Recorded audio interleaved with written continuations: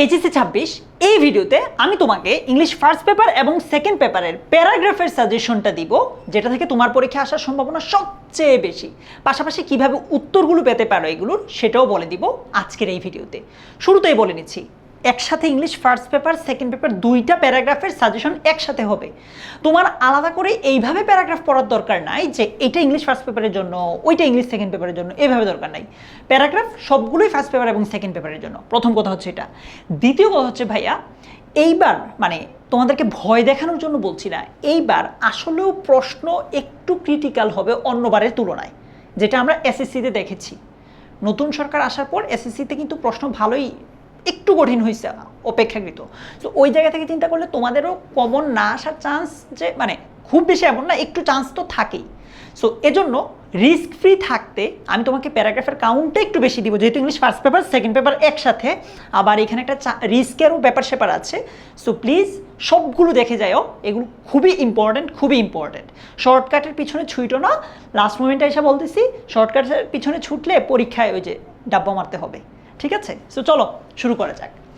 So যেটা বললাম যে এই প্যারাগ্রাফগুলো English first paper second paper দুইটার জন্য। প্রথম যে প্যারাগ্রাফটা city life versus rural life, এটা।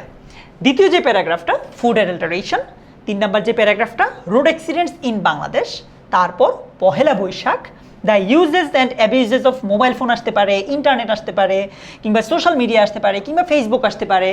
তারপর ডিফরেস্টেশন বা indiscriminate cutting of trees, price hike, drug addiction, global warming, the victory day. তারপর এগুলো হচ্ছে, এখানে কয়টা দিলাম? 10টা, আর 11টা আছে। আবারও বলছি একটু বেশি সংখ্যায় মনে হইতে পারে, বাট প্লিজ রিস্ক ফ্রি থাকো, রিস্ক ফ্রি থাকো। ট্রি প্ল্যান্টেশন, তারপর importance of moral values, games and sports, মানে দুইটা, ইম্পর্টেন্স অফ মোরাল ভ্যালুজও হইতে পারে, আবার ইম্পর্টেন্স অফ গেমস অ্যান্ড স্পোর্টসও হইতে পারে।